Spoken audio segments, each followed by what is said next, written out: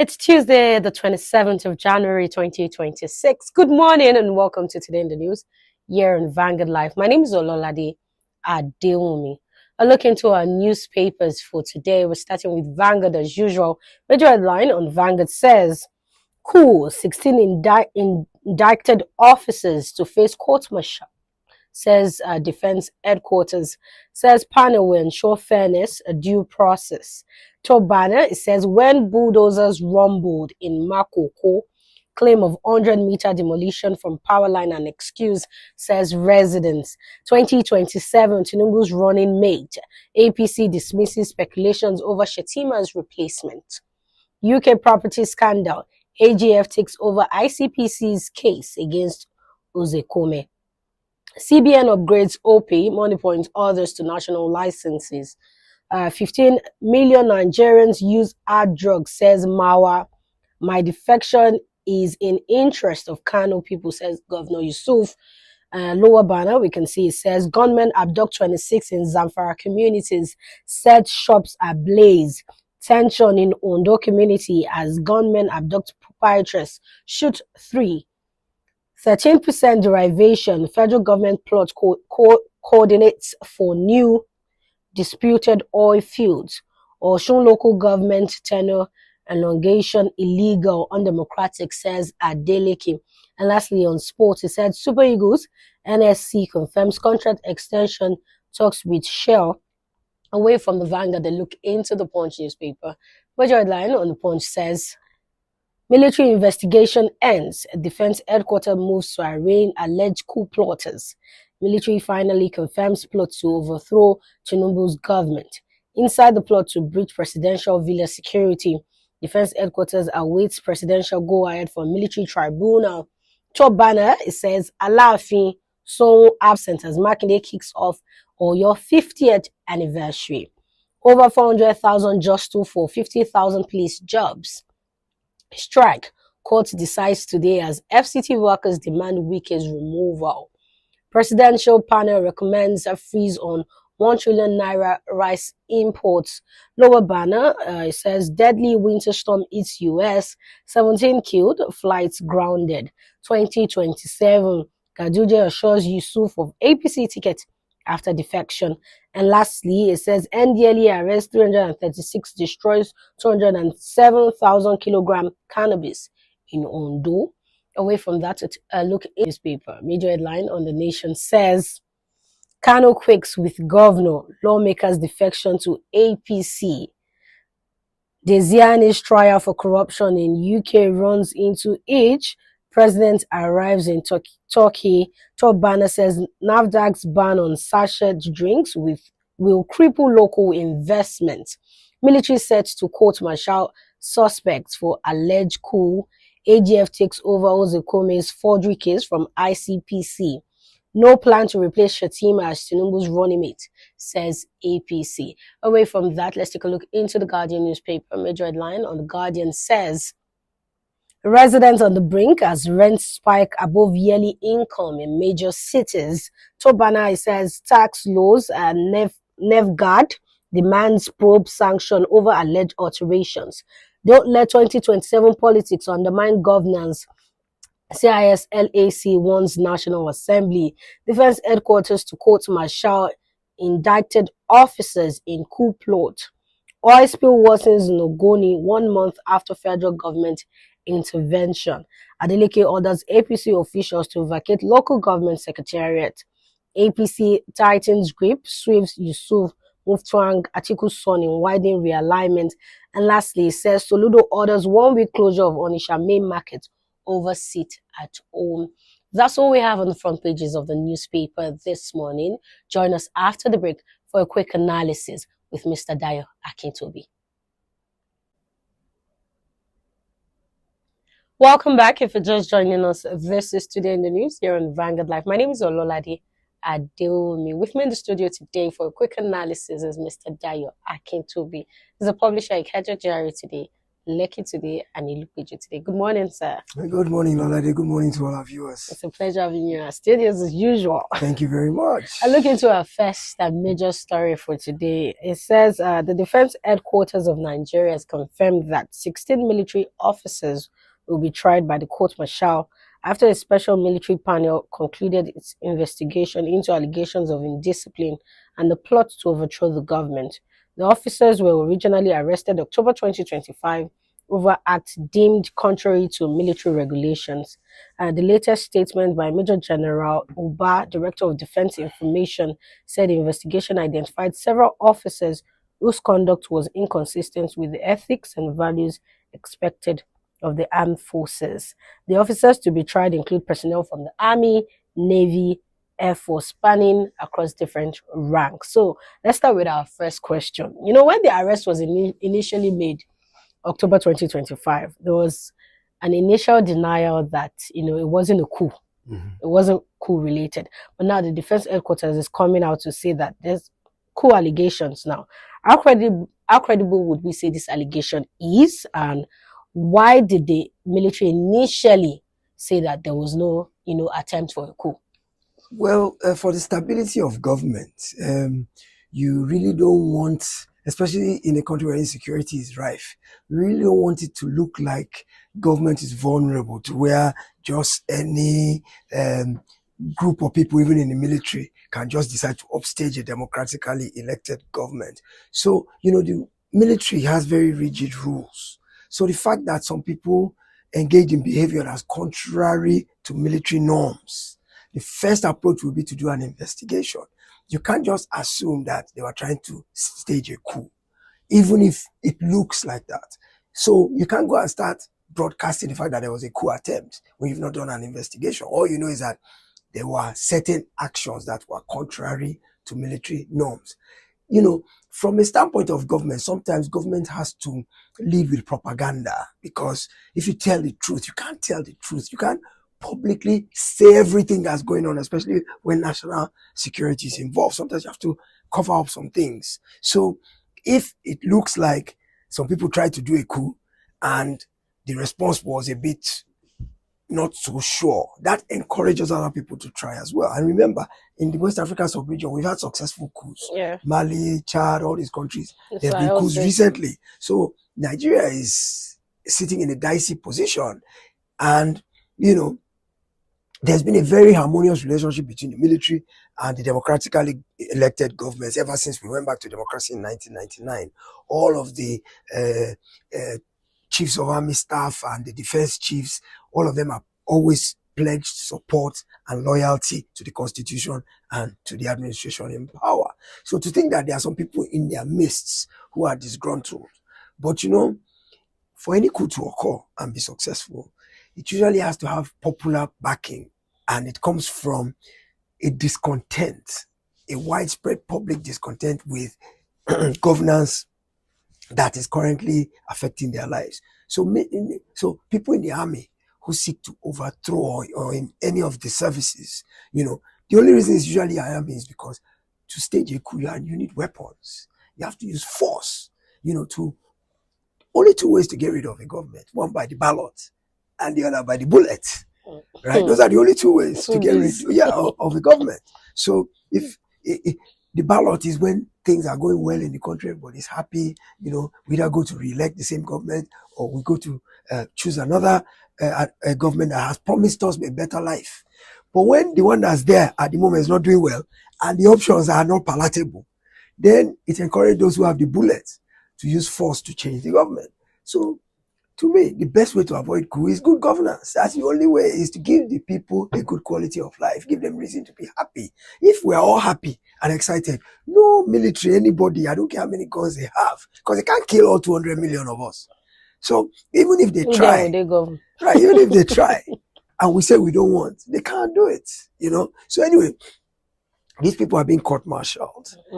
Obviously, for them to be being brought before a military court, it means the investigation has been concluded and that they have discovered credibly that this was a coup attempt. In the past, they didn't admit it because they hadn't done the investigation. They just know that maybe these people were amassing weapons. Maybe they were strategically positioning themselves. Maybe they are prepared to take over the broadcasting stations and, broadcast, this is a new, martial music and all that. So they've done their investigation. They've concluded that certain people did indeed sit down, discuss, strategize, and possibly even take steps to implement a violent overthrow of government. Okay. So what to do now is to bring them before a military court and now have a trial that will now determine whether they are actually guilty. Because it's one thing for the appearance of guilt, it's another thing to actually be guilty. Guilty. Okay, so this is a question that has been on everyone's lips, actually. What's the difference between the court-martial and, the civilian court? Okay. A court-martial is a military court. It's also a fact-finding court, just like the civilian court. But in a civilian court, there are court rules and procedures that are different, like rules of evidence, the fact that you cannot incriminate yourself, the fact that you must be able to face your accusers and question them. These are rules in the civilian court that dictate how you'll be tried and how you'll be adjudicated as innocent or guilty. You have the right to question your accuser. You have the right to see the evidence against you. You have the right to not incriminate yourself. If you choose to not give testimony, you don't have to give testimony. Those kind of things in civil. In the military, the rules are different. In a court-martial, I don't quite know exactly what the differences are, but it's more rigid in the military because, remember, going in the military, you sworn an oath. Part of the oath says, you will not rise up against your superiors. You will not this. So the fact that you are accused of it already means you already have evidence that you've broken some of the rules you swore to uphold. So you don't have some of the liberties. For example, in a civilian court, you might have the right to bail. In a military court, there's no such thing. From the day they carry you, they will put you in the garrison and you stay there until you are adjudicated as innocent. Then, perhaps, who are your accusers? Your accusers are the military itself, of which you are a part. So, whether as an accused, you have the right to now start questioning your Oga that, show me your proof. Let me see videotape. Let me see where you recorded me. You might not have all those liberties. In a court-martial, the prosecuting army lawyer will just come and lay out the evidence against you. And it's up to the panel to say, you accept the evidence or not. I don't think you have right to cross-examine your... So, a court-martial is a lot more rigid. It's much easier to convict you in an army court than in a civilian court.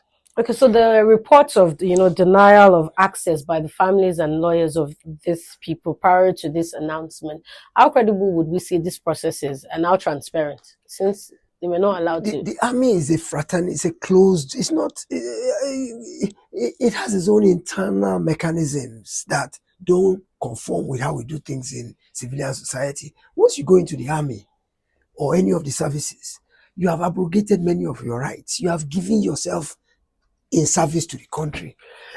So the country is your family. The army is your family. Those ones that have your blood, they are secondary. Your first family is the army. So when they say your family can't visit you, which family? Who is your family? You don't have family again the day you signed on the dotted line to join the army. Your family is relegated. So remember that in the army, most of them, they live in the barracks. Yeah. The army provides most of, everything housing, meals, all that. So if they're in the garrison, life continues. They don't get an outside lawyer to come and speak for them. Your family doesn't come and visit. It's not like here where your family will be bringing you food in the cell. No. The army is, the military is a closed formation. So many of those human and civil liberties that we enjoy as civilians, they don't have them. So you can't begin to complain. They themselves will not tell you that they are expecting any special treatment because they already know that they gave up all that the moment they signed up to enter the military. So they're expected to be on their best behavior at all times. If for any reason they have to question you or suspect you of anything that violates the ethics, They don't take it lightly. Okay, in situations like you just mentioned, they don't take it lightly. What are the penalties involved if they're found guilty? Well, back in the day when we were under military rule, if you are found guilty of planning a coup, it was execution. And we saw plenty of it happen in those days, failed coups. If you are planning a coup, it better succeed, because if it fails, your life is gone. That if it fails, in those days we used to have something called Bar Beach, where Eco Atlantic is now, and they would line them up, tie them to a stake, and the firing squad would just waste them immediately. There's no right of appeal. That's another thing about court martial. Once they find you guilty, this one is not about going to appellate court, going to Supreme Court like we do in no, no, no. Once they find you guilty, I think there's an internal appellate court that just rubber stamps what the panel found and you are gone. So in a civilian regime, I don't think the penalty will be any different, even though we are new. Because the military is the military. Whether it's military in power or it's not military in power, it doesn't change the military rules. So if you're found guilty, because wanting to upstage a government is treason. And the penalty for treason has always been death. Always. So if they are found guilty, I believe the penalty is that they will pay with their lives. Whether that penalty will not be carried out, like in the civilian world now, we have people on death row, many, but the governors are not signing death warrants because the world generally has gone against the death penalty, because many people have been executed only to be found that DNA evidence or something comes out later after you have killed the person to show that the person didn't do it. But you can't bring that life back. So across the world, the death penalty has lost popularity. For me, really, actually, I think the death penalty is an easy way out. You've killed him, he's gone, he didn't suffer. But somebody who made other people suffer, if you lock him up for life, for the rest of his life, for him to be in a small little cage, the worst thing you can ever do is lose your liberty, So for me, life imprisonment is a worse and more cruel punishment than death penalty, because death penalty, they freed you. You're free from this harsh world. All your hardships are over. You are done. When they even shoot you, if you don't feel any pain, you go immediately. But if you are waking up every day in a small cell, thinking about the wrong you did, that one is real punishment for the rest of your life. So whether they will actually execute them or they will leave them life in prison, I don't know. But I know that the official penalty for treason, which is what planning a coup is death.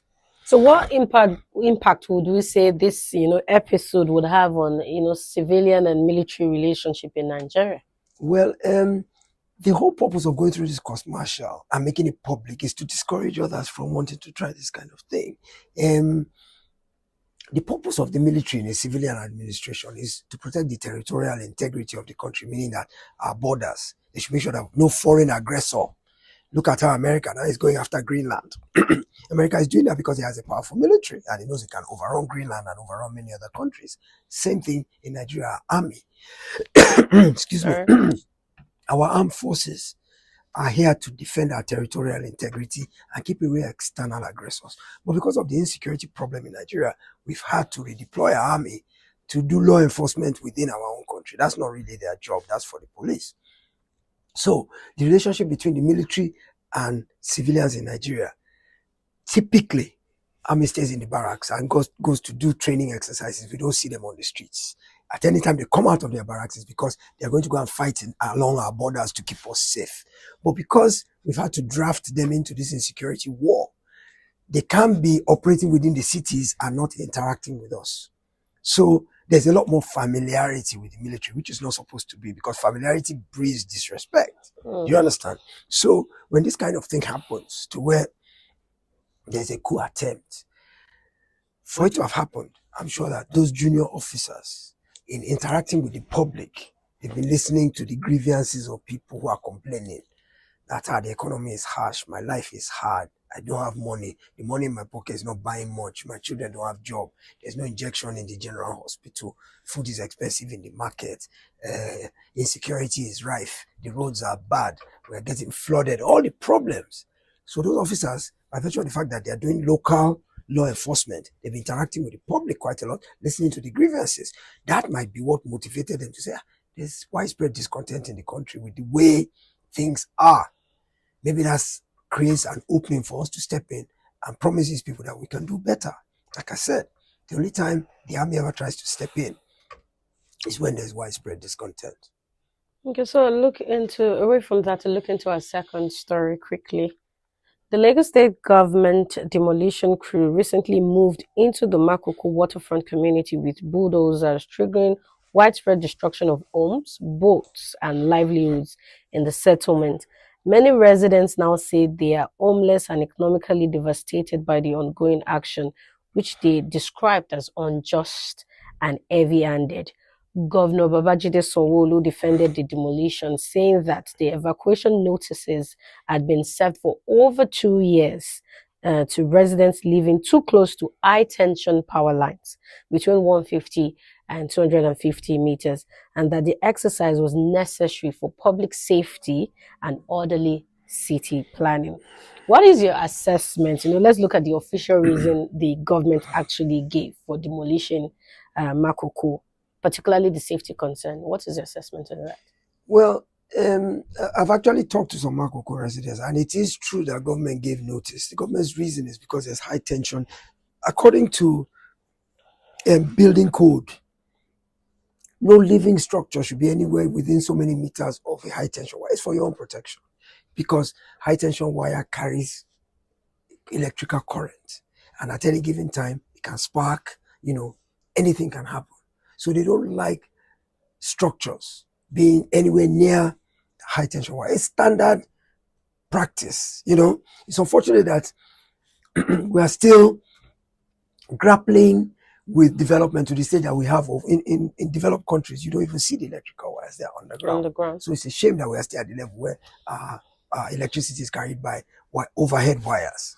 That's antediluvian. Is from the dark ages. That's long ago obsolete technology. We should have grown past that by now. But it is what it is, and we have to live with it. And the truth of the matter is, it is a security to life and property. It is a security threat to life and property if you come too close to it. So government says, my grouse with government, first of all, is that when you are building them, what were you looking at? Why do you wait until after the fact and then cause human misery? When you were building at that time, why didn't you prevent it? So after they've built, government is now saying, we gave them 2 years notice and said they should move. And we've been repeating and repeating and repeating. And I talked to Makoko and he said this is true. They did give them notice. But what does 2 years notice do to a lifetime? What does 2 years notice do to a human life? When you've settled down, you've laid your roots down somewhere, this is where you earn your livelihood. Most Makoko residents are fishermen who fish from the lagoon right where they live. They live on top of the water. They've erected their structures on top of the water, and their livelihood is primarily where they live. So they've eked out an existence in this thing. So even if you give them 10 years to relocate, it's still a dislocation. It's like pushing people to the IDP camp and say, where you're familiar with and where you have a structure. Just 2 years is like overnight. Get out. First of all, what do you begin to do for a living? If it is that environment that you're living from, your children's school is in that place. You have health centers, you have neighbors, you have friends, you have your community members. So governance has to have a human face at all times. Remember, it's them the government is trying to protect. The government has a duty to protect them. But in the process of protecting them, you cannot create more damage than you are trying to save them from. In this case, this demolition, people got killed. People died.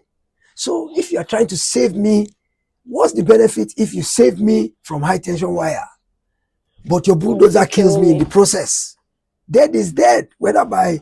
And look, the high tension wire, it may or may not do anything to me. They've been living there for how many years, and electricity hasn't done anything, hasn't harmed any of them. But your bulldozers came in and killed some of us. So you're trying to save me from a harm. In the process of saving me from a harm, you harm me. How have you helped me? You've hurt me. And then you've destroyed my living. Government says, we'll compensate you with... there was... where Lekki is now, in the 70s and 80s, it used to be called Makoko. It's funny that Makoko and Makoko sound the same. And Makoko was also built on water. If you know Lekki, starting from like the end of Ozuba, Mbadi, just as you are starting the Lekki Expressway on the left, that area that all leads to Oriental Hotel, and that used to be Makoko. That's where we used to go and buy fresh fish and shrimp and all those things. And in fact, I think it was when they evicted Makoko people to build Lekki, that Morocco to build Lekki. Maybe it was the evictions that led them to Makoko. So we've had this similar situation before, and government obviously didn't learn from it. You know, whenever this kind of thing happens, my question has always been, when they were settling in, what were you looking at? It's the same thing when government starts demolishing. You remember the Oworoshoki demolitions, when they start going to places and say, oh, you built on drainage channel. What was government looking at when they were building? Why do you wait until after, at a time when you create more dislocation, more disruption, more threat to life? Why don't you stop it and nip it in the bud? Government says, well, they built illegally. They didn't build without you knowing it. They didn't build without permit. Most of them will show you their documentation. So it speaks to corruption. Who gave them the approval when they knew it was? Well, a community like Makoko, it's urban sprawl. It's not like they have sea of O's. They're built on the water. It's open. So, but government cannot say they did not know when the developments were occurring, and they did not know that there was high tension, but they allowed it to happen.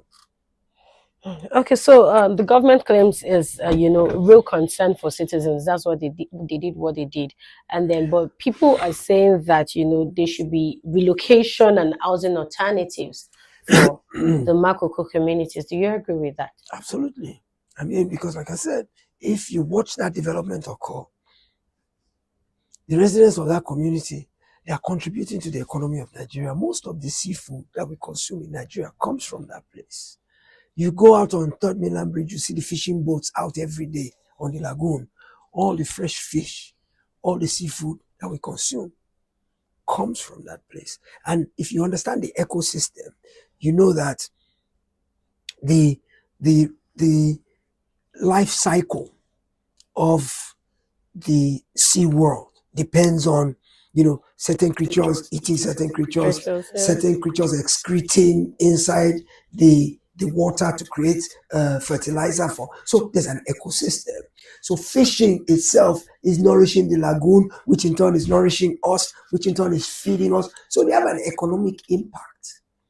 It's not all negative, because everything everybody looks at, oh, it's a slum community, is this, but it is contributing to the economy. It is giving those people a livelihood. They are training their children, they are sending them to school, they are becoming productive citizens. So a government has a responsibility to both the rich and the poor. Even the most vulnerable are the ones who require more government intervention. So if you're going to do something like that, before you did it, you have had a plan. Say, Makoko people, we've given you 2 years to move. We built you a place here. Start moving it. We give you 2 years. If the 2 years notice that they say they gave, you can just say, here, 2 years, go, get out. What government should have done when they gave them the 2 years notice, they should have said, we've built something for you in Katangoa market on the way to Songwater. Go there. Of course, there'll still be resistance, because they'll say, but we're fishermen now, we need to be near water. But at least government has created an alternative. So government will now have mouth to talk and say, we gave them notice, plus we created an alternative, but they refused to go. So what do? But you just tell people, pack up and go. You're now saying you will compensate them after you have disrupted, dislocated, maimed, killed, all kinds of stuff. It's not good enough. Okay, so who should be held accountable for these injuries and deaths that occurred during this exercise? Well, I mean, of course, it all begins and ends with government now. I don't think there's any individual liability, but those who are acting under the authority of government, at the end of the day, have a responsibility. They were there to do a job. If in the process there was collateral damage, I mean, some videos of a lady being rushed in a canoe. She was comatose. I think a bullet had hit her. They were rushing her, and I heard she passed away. So why are we using bullets in civilian situations? It goes back to the whole Lekki Tollgate issue. Of course, those people were protesting. So I think the police came out with tear gas. At the end of the day, bullets flew, innocent lives were lost. For the same way we did Lekki Tollgate, where we had panel of inquiry to ask why this shooting occurred, why was the military called out, why this, why that. All these kind of things should be interrogated, and those who are responsible should be brought to book, not individually, but the government. Government has to compensate them. Okay, so would you say the palliatives that the government want to give is adequate, compensation or substitute It for can't be this? adequate. It's not possible because you can't restore a life you've destroyed. Quality of life, no matter the compensation. Remember the coastal road. And by the way, I was on that road for the first time last week on Saturday. I used the coastal road. Beautiful, beautiful piece of infrastructure. The whole idea is hopefully they can maintain it. But the way it is now, even though it's not completed, the 30 kilometers or so that I drove on it on Saturday, beautiful, world-class standard, right? But when they were building it, they had to dislocate some people. They demolished properties. They asked people to move out of the way. They disrupted villages that have been settled for years, and they offered them compensation. I think that when things like this happen, like in the coastal road, they say it's in the national interest. There's something called the right of eminent domain, which means that if government needs your land to do something for the benefit of all the people, they can take it. Yeah. But they should give you adequate compensation. In the Makoko case, government is saying we are protecting you. It's not that we want to build a superhighway on the water or a fourth mainland bridge in that place. It's that you are above high tension where you should not be. So to some extent, to tell you the truth, in a civilized society, there are rules, and rules should be followed. So we've had it on the books all along that you can't build on a high tension wire. But this happened. So both government and them are at fault. Government is at fault for turning a blind eye when it was done, that development was occurring where it should not occur. See, our big problem is we have enough laws on the books, but we're very lax about enforcing those laws. And that all goes back to corruption. So when Makoko was developing and starting to sprawl, government looked the other way, and this is the result. So I'm not sure that there's anything they can really do after the fact. Okay, so you give people what? Money. Can money rebuild the lives that have been shattered? How much money can you give to rebuild a shattered life? So government has to have a human face. We have to have compassion. While on the one hand, we need to enforce laws and do things properly, we also need to consider the human impact, the impact on humanity with some of the things our government does. So as we close the show today, this is actually a question that was sent in from one of our viewers.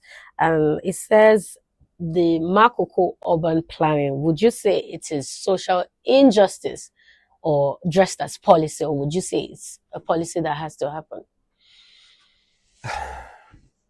That's a tough one. Well, it has to happen, but at the same time, it's unjust. It's both. To look at it from a balanced perspective, there's a bit of both involved here. There's injustice, but at the same time, there's policy direction that states that this must be done. Because established code, established building code, established urban code prohibits what has been done. So the policy to redo it is correct. But it is unjust the way and manner it is being done. Because government is complicit. So both sides have. Government has to go out of its way and bend over backwards. Palliatives, compensation is not enough. They have to bend over backwards and go beyond the call of duty to resettle these people. And they too should also accept the fact that, okay, an injustice has occurred. We can't restore where you were before. Issue mea culpa. What has happened has happened. You can't reverse the hands of the clock. So they're never going to get it back the way it was before. So they should just try and make the best of the situation they found themselves in and move on with their lives. Thank you very much for joining us today. My pleasure always. We draw the curtain on the show for today. That was Mr. Dayo Akintobi. He's the publisher at Ikeja Today, Lekki Today, and Ilupeju Today. Do want to follow us on all our social media platforms as seen on your screen. For up-to-date stories, visit our website at www.vanguardngr.com. My name is Ololade Adewumi. Until next time, bye for now.